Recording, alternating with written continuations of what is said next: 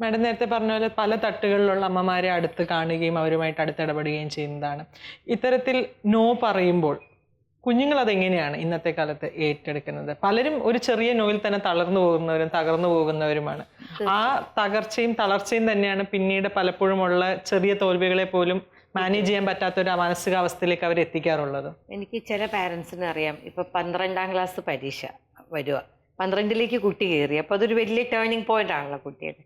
അപ്പോൾ ചില പാരൻസ് പറയും, ബൈക്ക് വാങ്ങിച്ചു തരാം, നീ 12 പാസ്സായാൽ, അല്ലെങ്കിൽ നിനക്കൊരു ആൻഡ്രോയിഡ് മൊബൈൽ വാങ്ങിച്ചു തരാം. അത് തുടക്കത്തിലേക്ക് പറയുവാണ്, അതൊരു കണ്ടീഷണൽ ലവാണ്. അങ്ങനെ കണ്ടീഷണൽ ലവ് കൊടുക്കുമ്പോൾ കുട്ടികൾ പഠിക്കുന്നതെല്ലാം ആ ഒരു മൊബൈൽ, അതാണ് അവൻ്റെ എയിം. അല്ലാതെ അവൻ്റെ വ്യക്തിത്വത്തിന് അവന് ഇത് പഠിക്കണം, കുട്ടിക്കൊരു തോന്നലുണ്ട്, അങ്ങനെയുള്ളത് ഒരിക്കലും നമ്മൾ മാതാപിതാക്കൾ കൊടുക്കാതിരിക്കണതാണ് ഏറ്റവും നല്ലത്.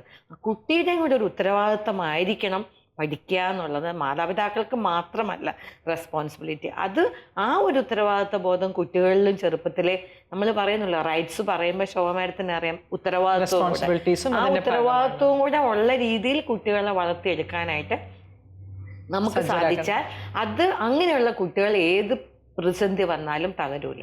അല്ലെങ്കിൽ എന്ത് പറ്റുമെന്ന് വെച്ചാൽ, അത് കിട്ടാതാവുമ്പോൾ ആത്മഹത്യ ചെയ്യുന്ന കുട്ടികളെ നമ്മൾ കണ്ടിട്ടുണ്ടല്ലോ. ബൈക്ക് കിട്ടാത്തതിനാൽ, അല്ലെങ്കിൽ ബൈക്ക് അന്നേരം കട്ടെടുക്കണം എന്ന് തോന്നും കുട്ടികൾക്ക്. അപ്പം അങ്ങനെയുള്ള കേസുകളൊക്കെ നമ്മൾ കണ്ടിട്ടുണ്ട്. അതേസമയം 12 പാസ്സായി നല്ല മാർക്ക് കിട്ടിക്കഴിഞ്ഞ് അവന് ഇഷ്ടമുള്ള ഒരു സാധനം ഗിഫ്റ്റായിട്ട് മാതാപിതാക്കൾ കൊടുക്കുമ്പോൾ കുട്ടിക്ക് ഉണ്ടാകുന്ന ഒരു സന്തോഷം അതിലും വലുതാണ്. അപ്പം അങ്ങനെ ഒരു കണ്ടീഷണൽ ലവ് കുട്ടികൾക്ക് കൊടുക്കാതിരിക്കുന്നത് നമുക്ക് ഏറ്റവും നന്നായിരിക്കും. നോർമലായിട്ട് അവരെ വളർത്തുക, നോർമലായിട്ട് അവരെ സ്നേഹിക്കുക. ബഡ്ജറ്റ്, വീട്ടിനകത്ത് കഷ്ടത, നമ്മുടെ ബുദ്ധിമുട്ട്, ചിലപ്പോൾ നമ്മൾ നല്ല സാമ്പത്തികമായ ഞെരുക്കത്തിൽ കൂടെ കടന്നു പോകുന്ന ഒരു കുടുംബമായിരിക്കാം. അങ്ങനെയാണെങ്കിൽ നമ്മുടെ കുഞ്ഞുങ്ങളെയും അത് മനസ്സിലാക്കണം. കാരണം കുട്ടികൾ ഇതൊന്നും അറിയാതെ പാരൻസ് മാത്രം ഈ സ്ട്രെസ് എല്ലാം കൂടി എടുക്കുമ്പോൾ, കുട്ടികളെ നോക്കുമ്പോൾ ഇത് അവരുടെ മുൻപിൽ മാഡം പറഞ്ഞ പോലെ ഒന്നും കാണുന്നില്ല. അപ്പം കുട്ടികൾക്കും നമ്മുടെ കഷ്ടതകളും ബുദ്ധിമുട്ടുകളും പ്രയാസങ്ങളും നമ്മുടെ വരവ് ചെലവുകളും ഒക്കെ ഒരു പരിധിവരെ അവരെ പറഞ്ഞ് മനസ്സിലാക്കേണ്ട ഒരു കടമയും കൂടെ നമ്മുടെ മാതാപിതാക്കൾക്കുണ്ട്.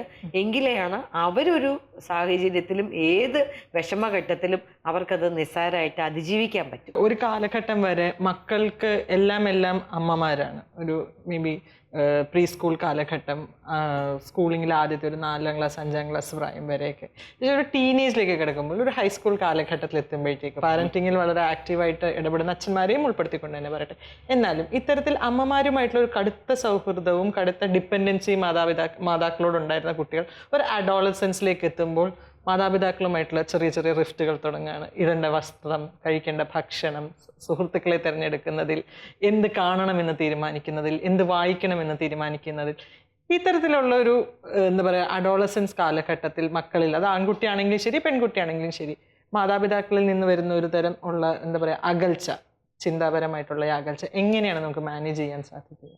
അത് വളരെ സ്വാഭാവികമായ ഒരു കാര്യമാണ്. അപ്പോൾ അത് നമ്മൾ പ്രകൃതി തന്നെ നോക്കിയാലേ, ഒരു കുഞ്ഞായിരിക്കുമ്പം അതിൻ്റെ അമ്മയുടെ ചിറകിന് കീഴിലിരിക്കും അല്ലേ. കുറച്ച് കഴിഞ്ഞാൽ അത് പറക്കാൻ പഠിക്കും, അത് ചിറക് വിരിക്കും. കുറച്ചുകൂടെയൊക്കെ ചിറക് സ്പ്രെഡ് ചെയ്ത് കഴിഞ്ഞാൽ കൂടിനതിനെ ഉൾക്കൊള്ളാൻ പറ്റാതാവും. അപ്പോൾ അമ്മ കിളിയെ പറത്തി വിടും, ഒരു സ്വതന്ത്രനായിട്ട് വിഹരിക്കും. അതുപോലെ ഈ ടീനേജൊക്കെ എത്തുമ്പോൾ അവരുടെ വ്യക്തിത്വമൊക്കെ പയ്യെ രൂപപ്പെട്ട് വരുവാണല്ലോ. സ്വാഭാവികമായ ഒരു സ്വാതന്ത്ര്യം ആഗ്രഹിക്കും. അപ്പോൾ അവരെ നമ്മൾ മുറുകെ ബന്ധിച്ചിരുന്ന കൈ എല്ലാം അയക്കുവാണ് നല്ലത്. അത് ഒരു ബുദ്ധിപരമായ സമീപനം എന്ന് പറയുന്ന ഒരു എന്താ പറയുന്നൊരു സ്നേഹാർദ്രമായ ഒരു അകലം പാലിക്കുക. അതുകൊണ്ട് അവരെ തീരെ കണ്ടില്ലെന്നടിക്കരുത്. അവരുടെ കാര്യങ്ങൾ ശ്രദ്ധിച്ചുകൊണ്ട് കുറച്ച് ഡിറ്റാച്ച്ഡ് ആയിട്ട് നിന്നില്ലെങ്കിൽ ഒരുപാട് വേദനയൊക്കെ ഉണ്ടാകാൻ വഴിയുണ്ട്.